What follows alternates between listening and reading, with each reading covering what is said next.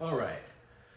Typology models, in a sense, are just language tools.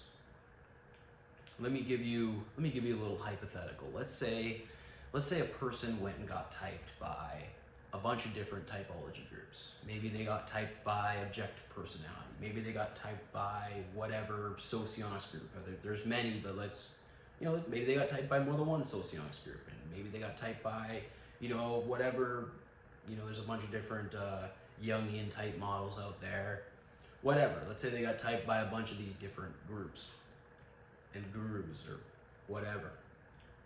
And let's say hypothetically, all these different groups came up with a different result. They typed this person something different.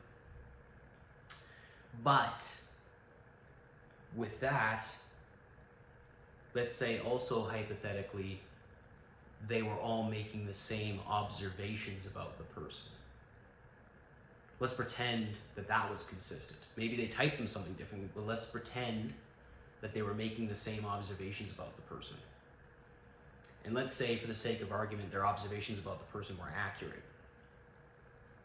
At that point, it wouldn't really matter, at least from, let's say we're using typology as some sort of self-development tool or self-analysis tool, whatever. You're using it for something. It wouldn't really matter at this point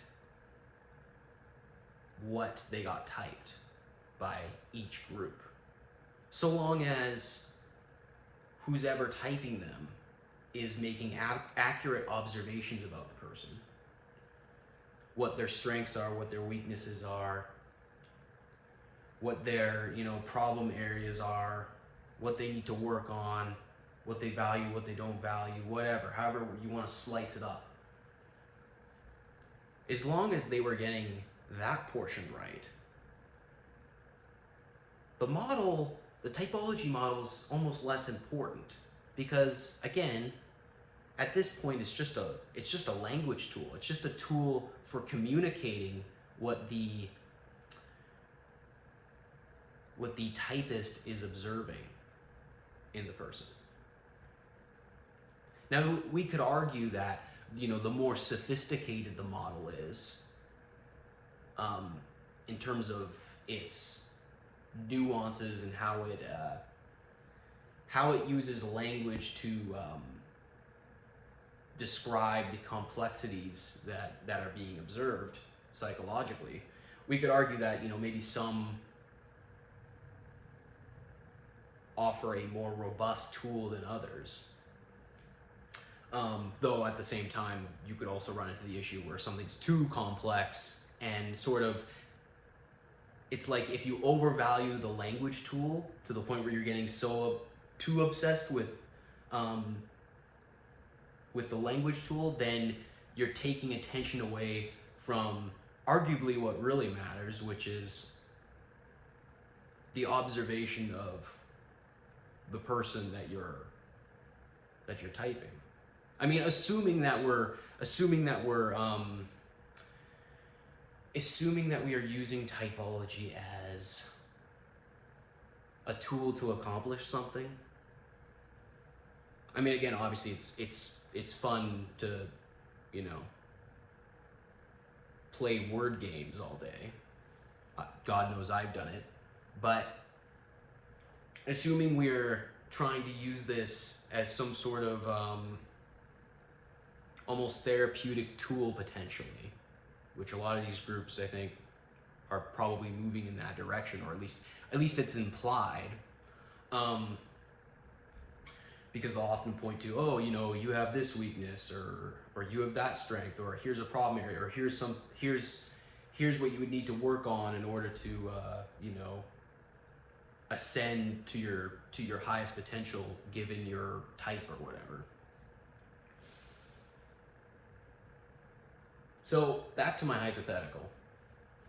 Assuming the observations you made about the person are correct, and you are accurately identifying what that person's problems are, or what their strengths are, what their weaknesses are, all all the important psychological stuff, what language tool, aka what typology model you're using at that point, is not as important. You could have the best model in the world. You could have the best typology model in the world with all the bells and whistles. If you're not accurately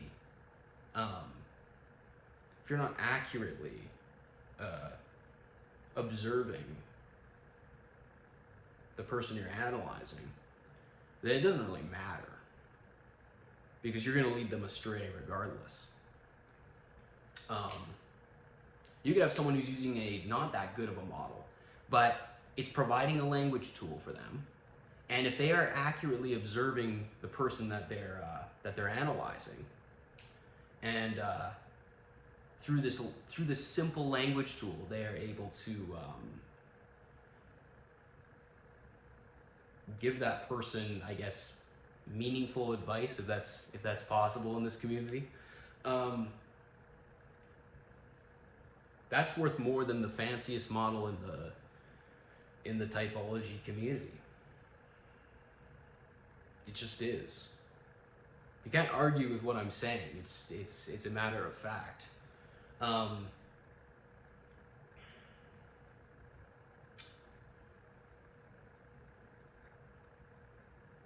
So, again with the hypothetical, let's say all these different groups happen to be making the same observation about the person, but then they were, having quibbles about, well, I would categorize this as this function in my system, and some other group would be like, well, I'd categorize it as this function in my system.